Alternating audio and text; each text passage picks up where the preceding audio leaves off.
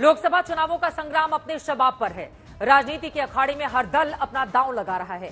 इसी कड़ी में यूपी के मुख्यमंत्री योगी आदित्यनाथ ने आज चुनावी कैंपेन का आगाज कर दिया। वो विपक्ष पर जमकर हमला बोल रहे हैं, कांग्रेस को निशाने पर ले रहे हैं। वैसे कांग्रेस की मुश्किलें फिलहाल थमने का नाम नहीं ले रही। सहयोगियों के साथ सीट बंटवारे पर तो जंग है ही, अब यूपी में एक और मुश्किल बीएसपी ने खड़ी कर दी है। बीएसपी ने ऐलान किया है कि रायबरेली और अमेठी सीट पर वो अपने उम्मीदवार उतारेगी। जंग भले ही 2024 के लोकसभा चुनाव की हो, मगर अभी से 2029 में इलेक्शन वाला दांव खेल दिया गया है। एक देश एक चुनाव पर कोविंद कमेटी ने अपनी रिपोर्ट में कहा है कि 47 सियासी दलों में से 32 दलों ने एक देश एक चुनाव का समर्थन किया है। अब इस पर भी सियासत इस देश की गरमाई हुई है। दक्षिण में भी एक इंटरेस्टिंग लड़ाई देखने को मिल सकती है। दरअसल अभिनेता से नेता बने पवन कल्याण ने ऐलान किया है कि वो आंध्र प्रदेश की पीठापुरम से चुनाव लड़ेंगे। पवन कल्याण के ऐलान के बाद डायरेक्टर राम गोपाल वर्मा ने भी सोशल साइट पर ऐलान किया कि वो पवन कल्याण के खिलाफ चुनावी जंग में उतरेंगे। चुनावी मौसम में दल बदल का खेल भी खेला जा रहा है। टीएमसी से नाराज होकर अर्जुन सिंह दोबारा बीजेपी में आने वाले हैं। वहीं पंजाब के पूर्व सीएम कैप्टन अमरिंदर सिंह की पत्नी परनीत कौर ने भी बीजेपी का दामन थाम लिया है। वो पटियाला से चुनाव लड़ सकती हैं। तो जंग जबरदस्त है, सिर्फ दलों के बीच ही नहीं बल्कि दिलों के बीच में भी। जी हां, अब हम बात करने जा रहे हैं चुनावी माहौल में चाचा भतीजे के जंग की। बिहार में चिराग पासवान और उनके चाचा पशुपति पारस के बीच सियासी घमासान मचा हुआ है। इस घमासान में चिराग ने तो बाजी मार ली, मगर सवाल यह है कि अब पशुपति पारस क्या करेंगे। चाचा भतीजे की दूसरी जंग महाराष्ट्र में भी है, जहां सुप्रीम कोर्ट ने अजित पवार गुट को कहा है कि वो अपने चाचा शरद पवार की तस्वीर का इस्तेमाल ना करें। और तीसरी अनबन यूपी में बताई जा रही है। अखिलेश और शिवपाल यादव के बीच ये अनबन, हालांकि शिवपाल ने साफ कह दिया है कि उनके नाराज होने की बात कोरी है, झूठी है। खास बात यह है कि तीनों जगह भतीजे अपने चाचा पर भारी हैं।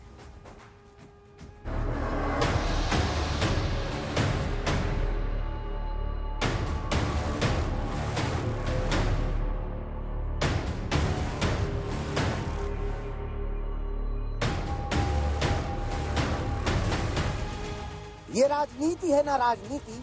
यहाँ दो तरह के लोग होते हैं, एक वो जो राजनीति को रिश्ते में नहीं लाते और दूसरे वो जो राजनीति के लिए रिश्ते की परवाह नहीं करते। इन्हीं दो लोगों को आप चाचा भतीजा कह सकते हैं। द ग्रेट इंडियन पॉलिटिक्स का ये अध्याय चाचा भतीजे पर ही है।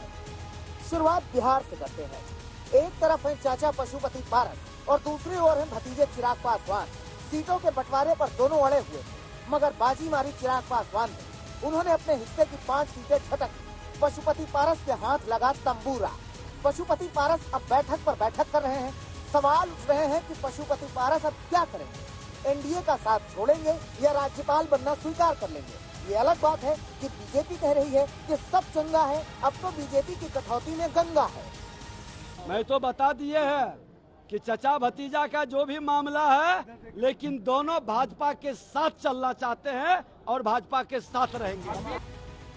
चिराग पासवान की तरह ही पशुपति पारस के दूसरे भाई के बेटे प्रिंस राज पशुपति पारस खेमे में है और उन्होंने सोशल साइट एक्स पर लिखा है कि हमारी पार्टी राष्ट्रीय लोक जनशक्ति पार्टी एनडीए का अभिन्न अंग है। माननीय प्रधानमंत्री नरेंद्र मोदी जी देश के साथ साथ हमारे भी नेता हैं और उनका निर्णय हमारे लिए सर्वोपरि है। इस बयान का मतलब ये मान सकते हैं कि पशुपति पारस बीजेपी का ऑफर स्वीकार कर लेंगे। ये अलग बात है कि आरजेडी पशुपति पारस को अपने साथ आने का न्योता दे रही है।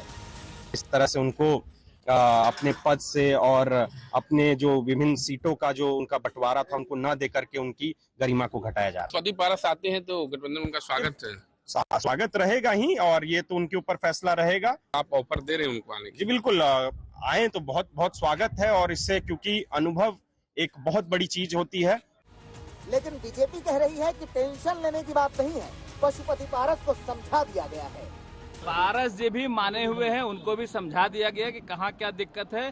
सारे दिक्कत को दूर करते हुए सभी एनडीए के साथ ही हमारे साथ समझा दिया गया है। मतलब समझ रहे हैं ना। अब जब समझ ही रहे हैं तो ये भी समझ लीजिए कि चिराग पासवान चाचा पशुपति पर भारी कैसे पड़े। दरअसल पासवान वोटर चिराग को ही रामविलास पासवान का नैसर्गिक उत्तराधिकारी मानते हैं, न कि पशुपति पारस को। लेकिन सिर्फ भावुकता का मामला नहीं है, मामला है वोट के गणित का। 2019 के लोकसभा चुनाव में एनडीए ने 39 सीटें जीती थी। 2019 में आरजेडी गठबंधन को सिर्फ 1 सीट मिली थी।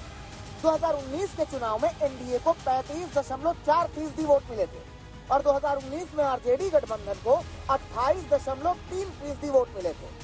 आरजेडी गठबंधन और एनडीए के बीच सिर्फ 7 से 8% वोटों का अंतर था और ये 8% वोट एलजेपी को मिले थे।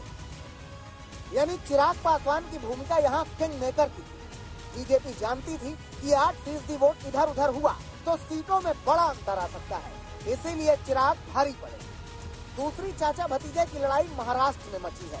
सुप्रीम कोर्ट ने कहा है कि अजित पवार अपनी रैलियों, पोस्टरों, बैनरों में शरद पवार की फोटो का इस्तेमाल नहीं करेंगे। हालांकि अजित पवार ने पहले ही कह दिया कि वो शरद पवार की फोटो का इस्तेमाल नहीं कर रहे हैं। परवा बारामतीमध्ये नमो चा कार्यक्रम झाला, रोजगार मेळावा, कुठं तुम्ही बघितला? त्या संदर्भात जर कोणी वापरत असेल तर त्यांना, म्हणजे मला तर माहित नाही, कारण आम्ही पण सगळ्यांना सांगितलं, शेवटी हयात व्यक्ती जी असते त्यांचा फोटो वापरण्याचा अधिकार त्यांच्या संमतीनेच असतो, याबद्दल दुमत नाहीच।